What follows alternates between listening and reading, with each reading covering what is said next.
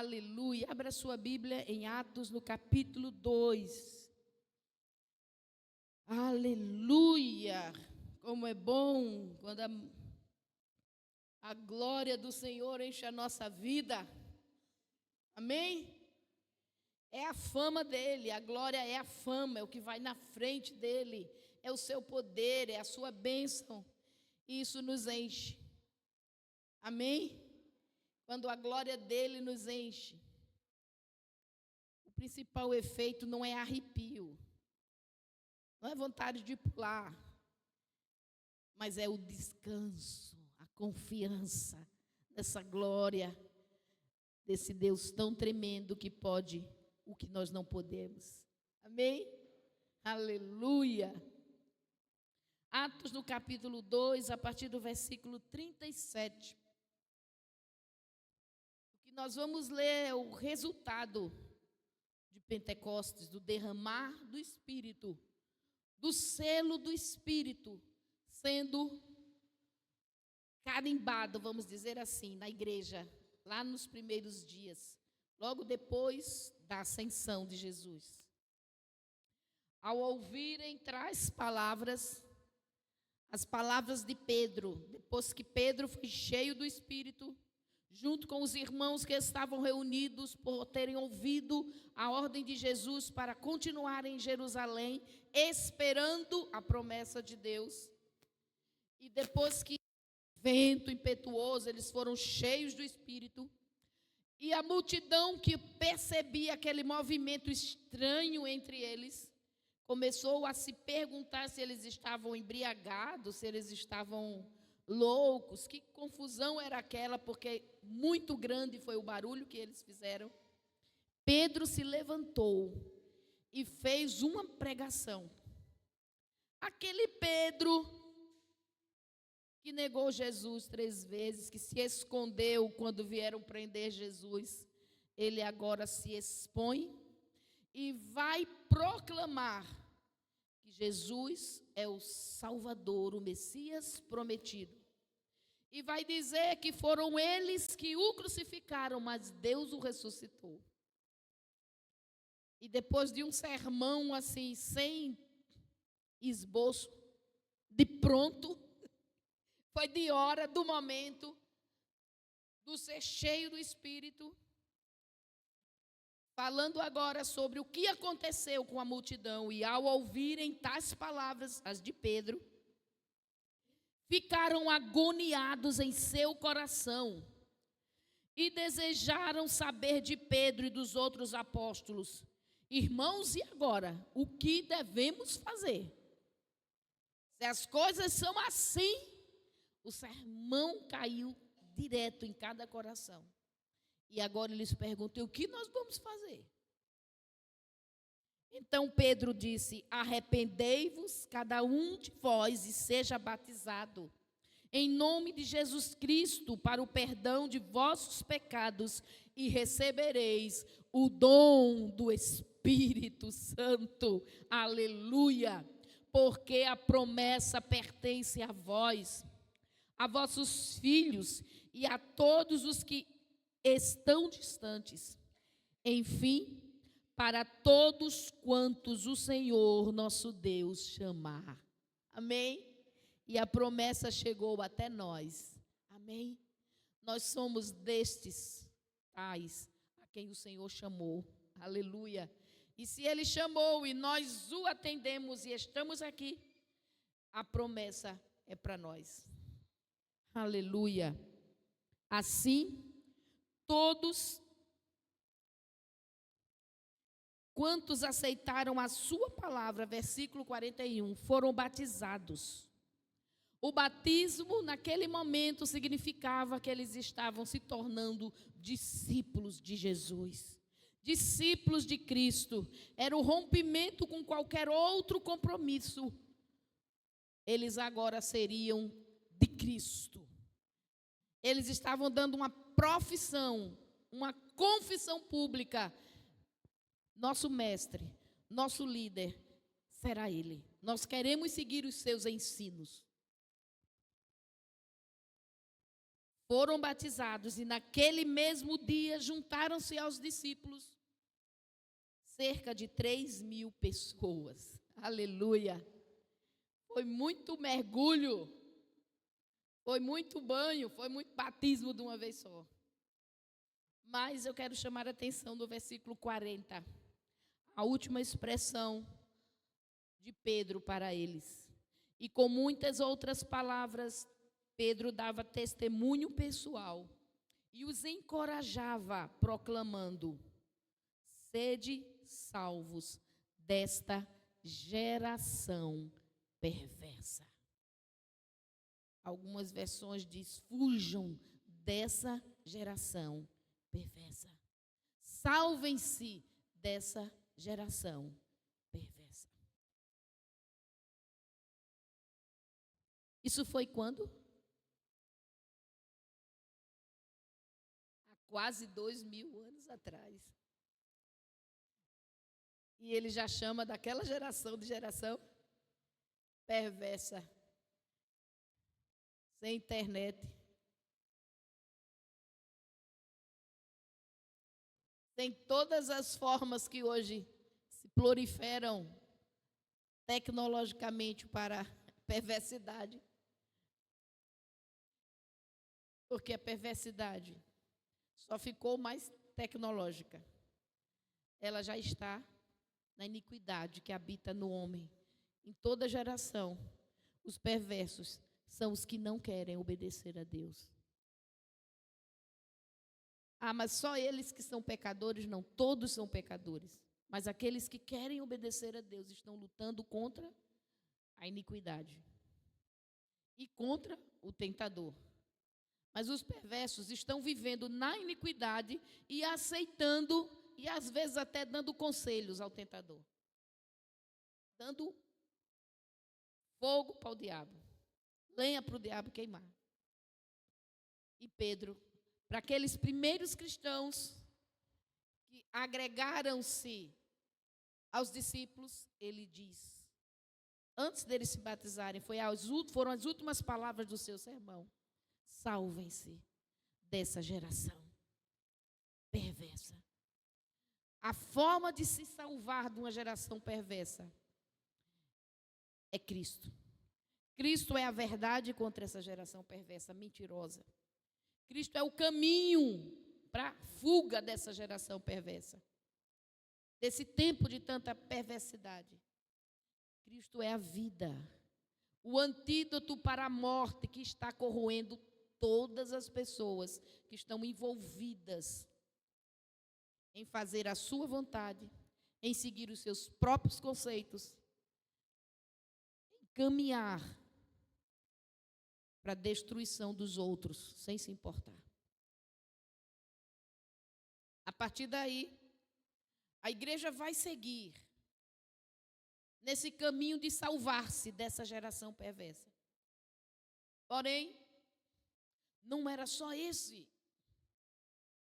o motivo pelo qual o Espírito Santo foi dado à igreja, para salvá-la, para ajudá-la a sair desse mundo perverso, para ajudá-la a se manter no mundo sem continuar sendo do mundo.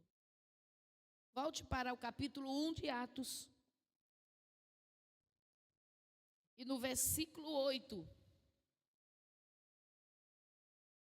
nós sabemos que Jesus fez alguns sermões antes de partir, antes de ser crucificado, onde ele falou coisas lindas e poderosas, que seria a obra do Espírito Santo na vida da igreja. O Espírito Santo está nos ajudando a nos salvarmos da nossa iniquidade, nos purificando, nos conduzindo à verdade, nos alertando, nos confortando, nos confrontando. O Espírito Santo é esse ajudador da igreja. Mas Jesus agora vai dizer uma outra ação que o Espírito Santo vai produzir na igreja. Jesus diz: então recebereis poder quando o Espírito Santo descer sobre vós, e sereis minhas testemunhas, tanto em Jerusalém, como em toda a Judeia e Samaria e até os confins da terra. Quando Jesus estava sendo preso, os discípulos fugiram. Nenhum quis dizer, eu sou discípulo dele. Fugiram. Nenhum quis ser Marte com Jesus. Mesmo Pedro, que disse, eu estou pronto a morrer pelo Senhor, foi o que mais negou, incisivamente. Quando Jesus estava sendo crucificado, os discípulos estavam escondidos. E uns poucos, João e as Marias, de longe olhavam. Agora, Jesus diz, o poder vai descer sobre vós, para que vocês tenham coragem de morrer por mim. Testemunhas. Essa palavra vem da expressão mártir. Aquele que está disposto a morrer, dar a vida pela verdade, pela aquela realidade que ele quer anunciar e declarar. O que Jesus estava dizendo se tornaria a grande virada da vida da igreja. Vocês imaginam? Sem esse poder que os tornaria dispostos a dar a vida por Cristo, o evangelho não teria chegado ao século 21. Porque escondidos, eles não levariam o evangelho adiante. Talvez o que Jesus disse tenha sido assim aquela tapa com luva no rosto dos discípulos. Vocês vão ser minhas testemunhas. Vocês que fugiram, que ficaram com medo, que se esconderam, que me negaram, vocês vão ser as minhas testemunhas. Vocês vão dar a sua vida pelo meu nome.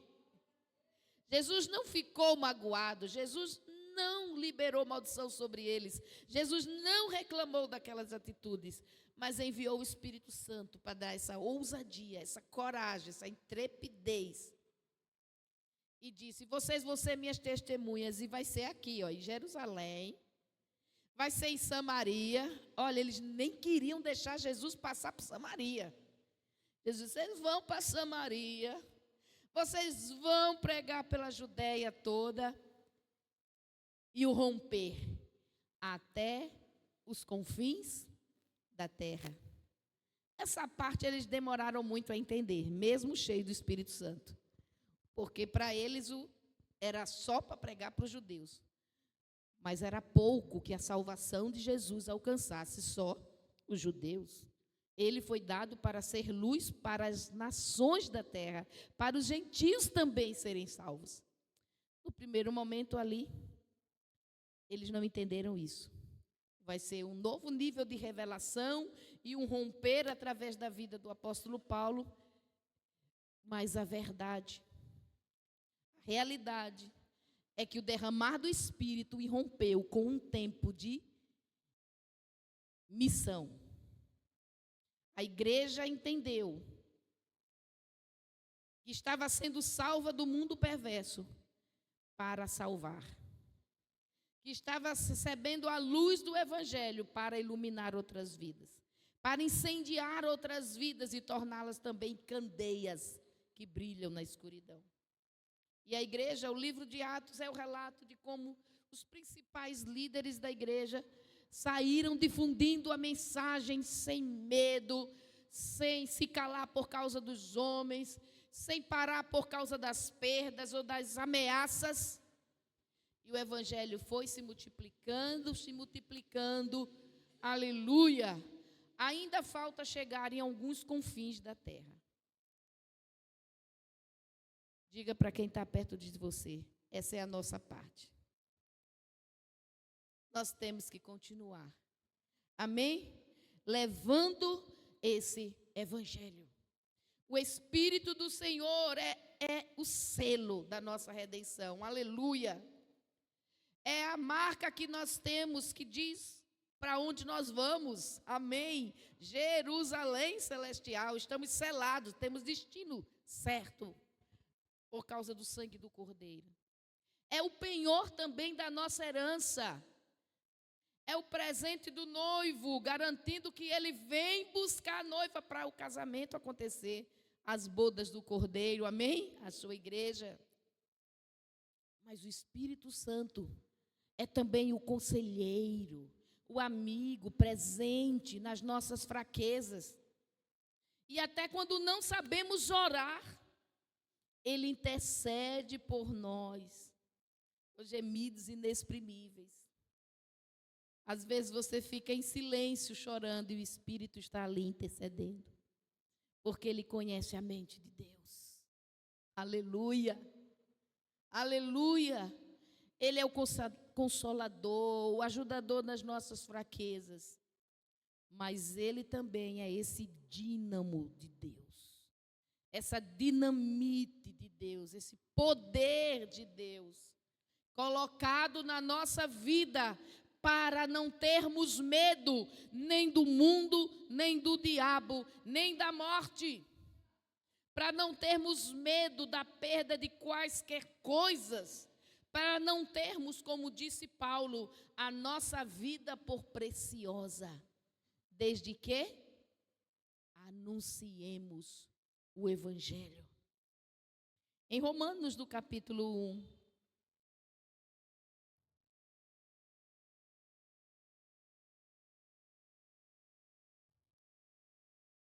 No versículo 16 e 17, assim o apóstolo Paulo demonstra como ele recebeu o Espírito Santo.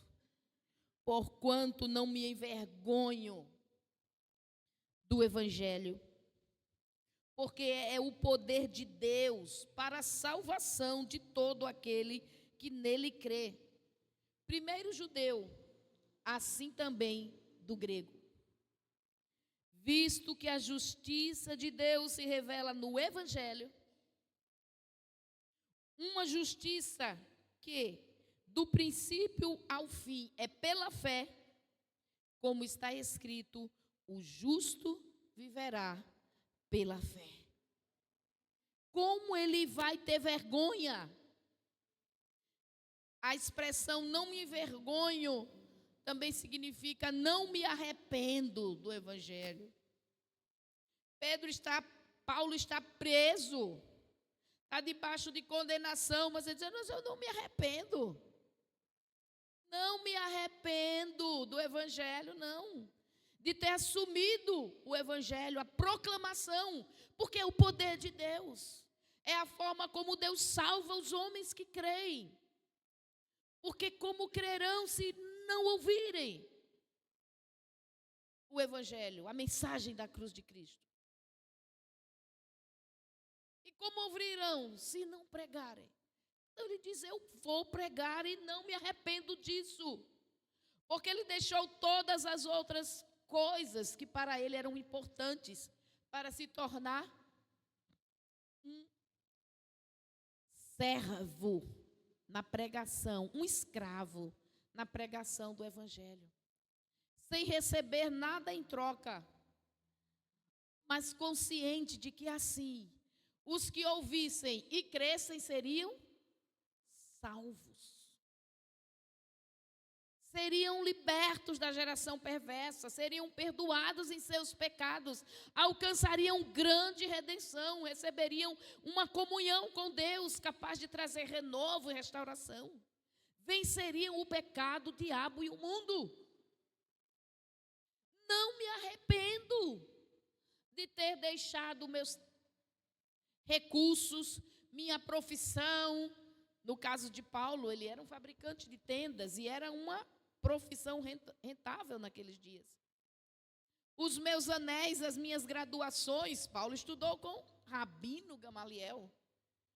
Para ser um rabino judaico, ele teve que romper com tudo isso. Ele diz, toda a expectativa que eu tinha antes de grandeza, eu não me arrependo de ter abandonado tudo isso. Porque ele entendeu que o Evangelho, o anúncio do evangelho, porque a vida de Paulo foi dedicada a isso, a pregar o evangelho. E ao pregar o evangelho, ele foi exortando e edificando aqueles que creem, dando a esse movimento de fé o nome da igreja. Por onde ele passava, ele organizava os que iam sendo salvos em congregações. E o seu caminho foi esse, pregar o evangelho. Pregar o evangelho. Como Paulo estava dedicado a pregar o evangelho, porque o Espírito do Senhor foi essa força que veio dele. A princípio, Paulo era um perseguidor. A Bíblia não relata como Paulo ficou sabendo, de que forma ele ficou sabendo a respeito de Jesus. A Bíblia já fala que Paulo estava junto com os judeus que perseguiam os cristãos e foi testemunha na morte de Estevão, o primeiro mártir da igreja. Primeiro que deu a sua vida pela pregação do evangelho. Paulo estava ali, segurando as roupas daqueles que apedrejavam Estevão. E a partir dali, Paulo fez coisas terríveis. Prendeu muita gente, arrastou, a Bíblia diz que ele arrastava das casas e das sinagogas os que eram cristãos. Ele não fez pouca coisa, não. Ele não era mansinho, não. Ele não saía para conversar, não. Ele entrava no tapa, na briga, porque ele julgava que isso era agradável a Deus. Mas quando veio a revelação de que ele estava indo contra o propósito de Deus, e ele entendeu o evangelho, ele rompeu com tudo mais e não teve temor de ninguém, porque o Espírito do Senhor lhe deu essa ousadia para ser a testemunha. Ele diz: em nada eu tenho a minha vida por preciosa. Só tenho um valor: anunciar o evangelho. Levar as pessoas que creem a Cristo. Claro que vai ter gente que não vai crer. E o fato de que alguém não crê e não recebe, não deve nos desiludir como igreja. Não devemos pensar, eu não sei testemunhar, eu sou fraco. Não. Houve cidades nas quais Paulo pregou e saiu expulso. Ninguém creu. Mas ele disse: o evangelho é poder para a salvação de todo aquele que crê. Então, anunciar o evangelho é encontrar os que creem e explicar essa fé, ser colocada em Cristo. Quem crê no Senhor Jesus Cristo será? Quem não crê já está condenado. Mas já estava antes de você pregar. Mas é necessário anunciar o evangelho, mesmo nos dias de hoje, com tanta comunicação, de todas as formas. Porque a pregação do evangelho é esse testemunho que nós damos a respeito da obra de Cristo na nossa vida. Não é uma pregação necessariamente teológica. Você não tem que se formar em teologia para pregar o evangelho. A toda criatura. Lembremos que aquela geração da igreja não teve tempo de se sentar e aprender muito. Tinham o arcabouço judaico das profecias que eles conheciam. Tiveram os contatos com os apóstolos, mas tiveram que fugir, tiveram que sair. Mas eles podiam dizer o que tinham visto, o que tinham vivido com Cristo. E essa é a grande mensagem do evangelho. Eu falar para o outro o que Cristo tem feito na minha vida. É mais do que uma mensagem teológica, mas a realidade do seu poder me transformando. Como cantamos hoje, e todos vão, quão grande é o meu Deus. Quando eu apresento ao outro a minha perspectiva de fé, de que o que eu tenho, o que eu sou, é por causa de Cristo que morreu por mim e ressuscitou. Paulo vai definir essa jornada em 1 Coríntios, no capítulo 9. Essa jornada da testemunha, do martírio, que nós devemos estar dispostos e disponíveis para sofrer, no testemunho do Evangelho de Jesus Cristo. A partir do versículo 19, Paulo diz: porque embora eu seja absolutamente livre, fiz-me escravo de todos para ganhar o maior número possível de pessoas. 1 Coríntios, capítulo 9, eu li o versículo 19. Ele diz: tornei-me judeu para os judeus, para os que estão subjugados pela lei, tornei-me como se estivesse igualmente sujeito à lei, embora eu mesmo não esteja debaixo da lei, com o objetivo de ganhar aqueles que estão dominados pela lei. Para os que estão sem lei, tornei-me como se sem lei vivesse, embora não esteja sem lei, embora não esteja livre da lei de Deus, mas submisso à lei de Cristo, com a finalidade de ganhar os que não têm lei. Para os fracos, tornei-me semelhantemente fraco, para ganhar os fracos. Fiz-me tudo para com todos, com a finalidade de conseguir, de qualquer maneira possível, salvar alguns. Faço tudo isso por causa do Evangelho, a fim de me tornar coparticipante dele. Algumas versões dizem cooperadores dele. O testemunho simpático,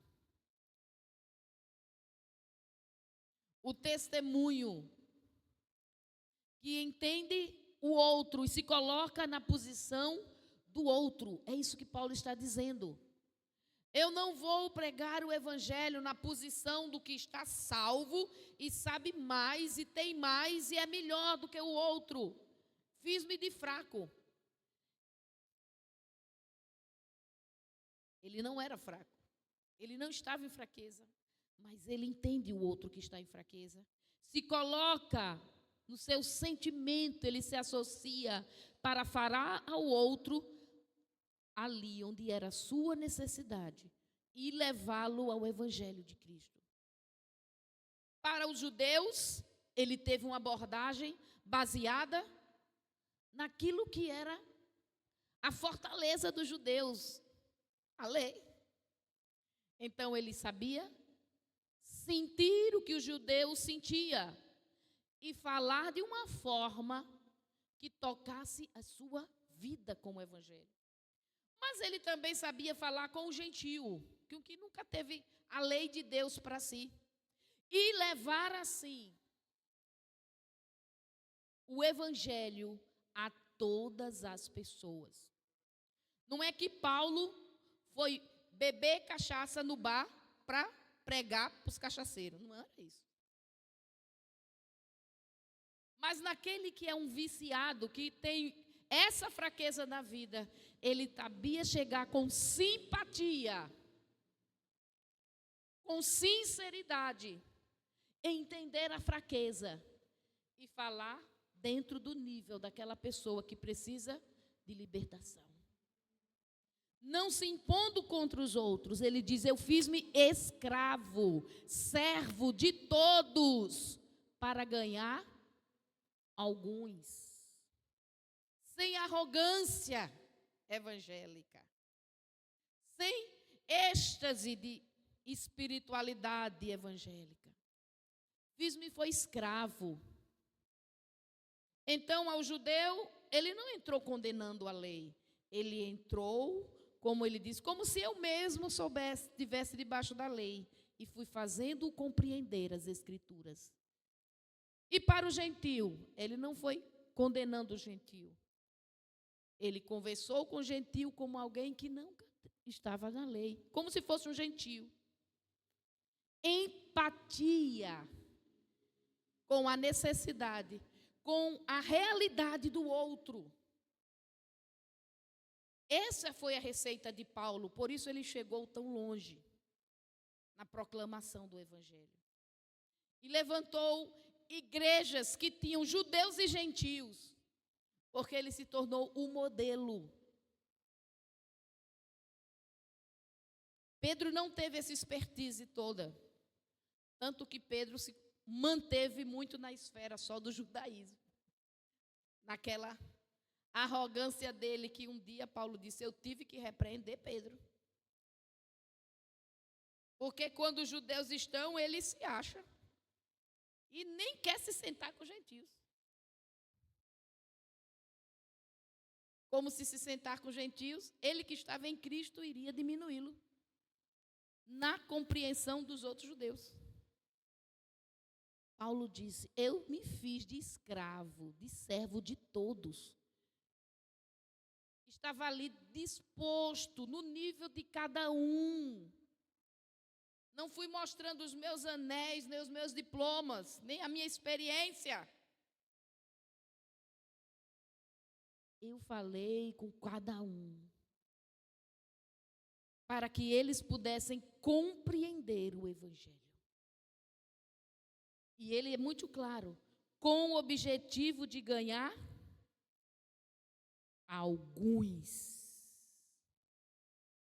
Faço tudo isso por causa do Evangelho. Porque para Paulo o Evangelho é o quê? Uma mensagem, uma religião, um dogma? Não, é o poder de Deus. Esse anúncio, essa revelação, ela é dinamite, ela faz explodir, abalar coisas que precisam ser abaladas nas estruturas do ser humano, quando ele recebe pela fé. E Paulo sabia que se uma pessoa crer, ela será transformada. Quando uma pessoa crê, ela pode ser o pior pecador, o poder do Evangelho lhe transforma. Faz o que nenhuma terapia ou medicação faria. Transforma. Então ele diz, eu não vou me calar. Por isso é tão importante para ele. Ele que seria um dos principais apóstolos. Ele se diz um escravo, e não um senhor, e não um líder, e não o primeiro ou maior. Ele diz, eu me fiz de escravo, de servo.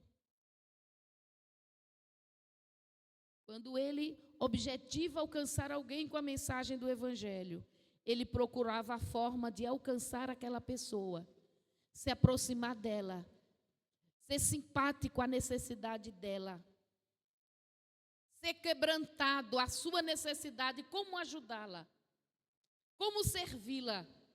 E aí ia a pregação do Evangelho. Então ele conseguia assim alcançar judeus e gentios, os mais fracos e os fortes, com essa habilidade de ser sensível, simpático ao outro. E nisso, nós temos muito que aprender e viver, irmãos. Ser simpáticos e empáticos ao outro. E é nessa forma de perceber o outro em sua fraqueza, ou em seu acúmulo de pecados e de lutas e de dores.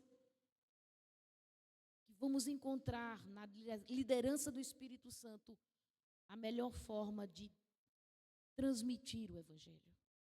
Mas ele deve ser transmitido. Nem todos vão crer. Paulo diz, tudo isso ele fez para salvar, ganhar alguns. Nunca espere que todos se salvem. Mas aqueles alguns, pode ser que depois eles sejam a forma de Deus alcançar os outros, que no primeiro momento não aceitaram. Mas é ali na ministração, no ensino, naquele pequeno grupo na escola, naquela rodinha na hora do lanche, do almoço, do trabalho, na loja, naquele seu cliente, nas diversas situações da vida. Quando nos sentimos cheios do Espírito Santo, temos esse poder para ministrar, para falar ao outro do que Jesus fez na nossa vida e transmitir através do nosso testemunho do que vivemos a mensagem do Evangelho. E na simpatia, e no se aproximar, e no ser servo para ajudar o outro, vamos ganhar alguns. Porque, na realidade, não é que a gente ganhe. Essa foi uma forma de Paulo dizer. Vamos tirar alguns das trevas para a luz. Quem está ganhando é Cristo, porque é para Ele a vida. Mas nós nos tornamos cooperadores, coparticipantes. Que maior recompensa a gente pode dar a Deus por tudo o que Ele fez? Amém? Porque tudo que a gente fizer na terra, a ideia já é de Deus. Se eu dou uma oferta grande para a obra de Deus, mas foi Deus que me deu o recurso, primeiro era dele. Se eu faço qualquer coisa na casa de Deus, tudo vem pela mão de Deus. Mas Paulo diz, eu me torno participante, cooperador com Deus, quando eu levo a mensagem do Evangelho. A gente não pode surpreender Deus, porque Ele sabe de tudo, né? Deus é que nos surpreende. Mas é um privilégio poder se tornar cooperador de Deus. Aquelas vidas que Deus está colocando a sua graça sobre elas e ela não está entendendo. Então você chega como um cooperador de Deus e mostra para ela, tudo isso que está acontecendo na sua vida, você não está vendo? É Deus em Cristo, lhe livrando, lhe salvando, porque Ele quer perdoar os seus pecados. Ele morreu, Ele ressuscitou. Você pode ter uma nova vida, romper de uma vez com esses cativeiros na sua vida, mudar a sua vida. Porque tem gente que a graça está assim, correndo atrás dele, ele não entende que é Deus, Porque tem um parente que está orando por ele. Tem as orações de uma avó, de um pai que já partiu, mas que ficam sobre aquela vida. E só está faltando a igreja se tornar serva daquela pessoa. Ser simpático a ela, ser empático com a sua necessidade. Porque já tem um peso de oração, de intercessão, que a família deixou sobre aquela vida. E você chega e se torna cooperador de Deus. Que coisa extraordinária. Saber que você participou de uma obra eterna. É interessante que ele nunca tenha dito que quando estamos fazendo alguma coisa, algum outro serviço, seríamos seus cooperadores. Somos seus cooperadores. Embora de uma forma indireta estamos cooperando, mas a declaração de que somos seus cooperadores é feita a respeito da proclamação do Evangelho. A estrutura que movimentamos por ser igreja, às vezes nos enche de muitas tarefas, e às vezes impede, nos cansa da gente ser cooperador nesse nível do testemunho. Já perceberam que quando estamos na igreja, muito bem na igreja, muito aconchegado com os irmãos, não temos tempo nem ânimo de entrar em contato com quem não é crente. E como é que eles vão receber a luz se eu nunca estiver no meio deles para falar? Nos fechamos entre nós mesmos. Aí a gente não vai, não leva a mensagem, porque está sempre ocupado com a nossa programação, com a nossa festa, com aquilo que nós queremos fazer. Às vezes a gente dizendo que é para Deus, mas é para a gente mesmo. Como ser luz se eu só estou no meio da luz?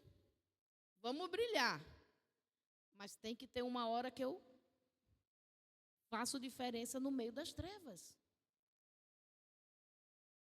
Naquelas pessoas que são nossos parentes, naquelas pessoas que às vezes a gente nem conhece, mas passam no nosso caminho. Paulo rompeu com tudo o que ele sabia antes. Pensava que devia ser a vida santa dele. E principalmente nisso, de ter que falar com os gentios, de se aproximar dos gentios, de sentar na mesa com os gentios, não se tornar um gentio. Ele disse, não é que eu esteja sem a lei de Cristo, eu estou na lei de Cristo, eu sou de Cristo. Mas eu tinha que chegar perto deles. Não condená-los de longe, mas me aproximar e levar o que Deus fez na minha vida, que me mudou.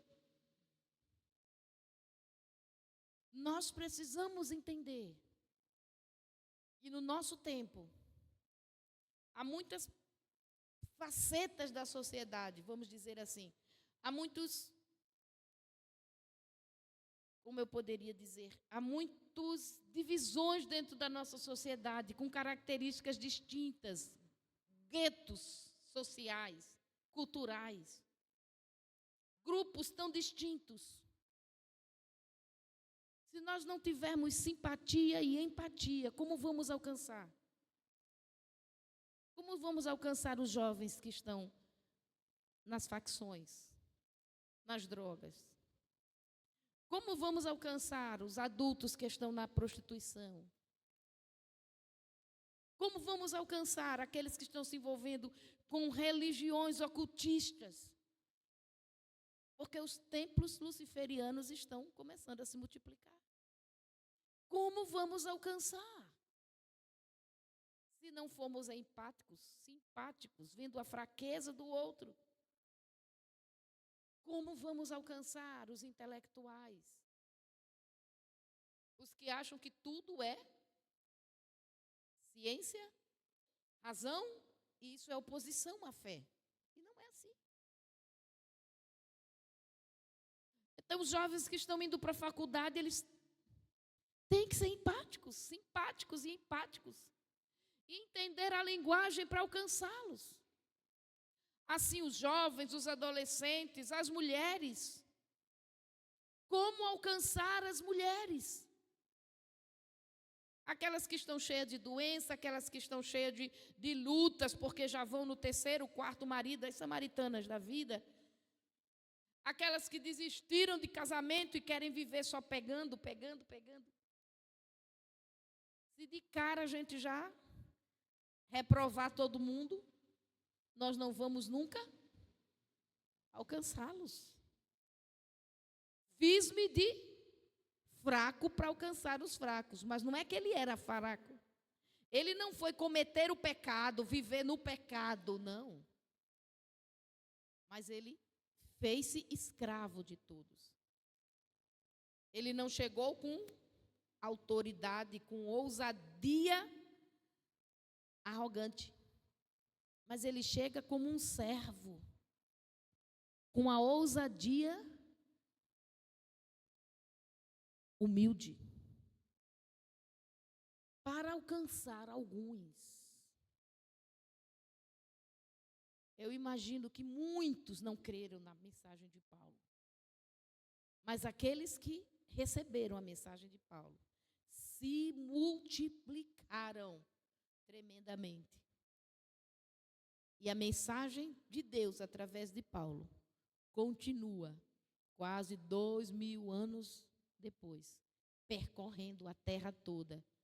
Você tem ela no seu celular, você tem ela no seu computador, você tem ela em forma de livro, de tantas formas. Porque ele não se envergonhou do Evangelho. Ele entendeu que era o poder de Deus, então ele vai falar esse Evangelho. Aquele que está sofrendo, aquele que está nas trevas, aquele que está desgraçado, aquele que está achando que é o máximo, mas você sabe que vai cair daqui a pouco. Ele precisa ouvir o Evangelho, mas de uma forma simpática e empática, que compreenda o coração dele e vá como um servo, apresentando algo que vai ser bom e não reprovando antes que ele possa entender o perdão dos seus pecados. A pregação dentro do templo é para instrução da igreja, é para exortação, é para comunhão da igreja, é uma admoestação. E muitas vezes ela vem com uma intrepidez, uma ousadia, que às vezes parece ser arrogância. Mas há unções proféticas que se movem assim, quando a igreja está reunida para correção. Mas a pregação do Evangelho é diferente. As cartas de Paulo são duras, como eles diziam. Mas quando ele estava presente, ele era diferente. Ele era mais manso, porque as cartas eram para a igreja, ele não estava evangelizando. Ele não estava ganhando ali, ele estava exortando um grupo que ele já conquistou com a mensagem. E nós precisamos entender. É claro que tem a pregação também evangelística, que confronta as pessoas com seus pecados. Ela pode acontecer também na igreja, no templo, na reunião, sim. Pode acontecer a pregação evangelística. Mas é claro que os perdidos não vão estar sempre aqui, eles estão lá fora por todo canto. Quem vem para a igreja já está em busca, já está no caminho da conversão. Então precisa aprender como viver convertido, como viver como igreja. Mas Jesus disse: vocês receberão poder ao descer sobre vós o Espírito Santo para serem testemunhas, começando em Jerusalém e seguindo, ganhando as ruas, ganhando as cidades, indo às nações da terra, até aos confins. Amém? Nem todos irão aos confins, mas cada um vai no parque, cada um vai no shopping, cada um aqui vai no médico e fica na sala de espera, cada um aqui senta ao lado de alguém no ônibus ou dentro de um transporte, Uber, o que for. Cada um de nós tem a escola, o trabalho, tem oportunidades para ser simpático e empático, se tornando um servo que quer oferecer algo bom àquela pessoa. E essa seja a mensagem do Evangelho. Porque o poder para que isso seja realizado com sucesso já está conosco. É o Espírito Santo de Deus. Além de ser nosso consolador, além de ser o nosso ensinador, além de ser aquele que vai nos lembrar e nos guiar à verdade, além de ser aquele nosso amigo que nos ajuda das nossas fraquezas, ele também é o poder de Deus para a pregação do Evangelho, para o anúncio do Evangelho, para nós vermos esse poder tirando os homens que creem das trevas para a sua maravilhosa luz.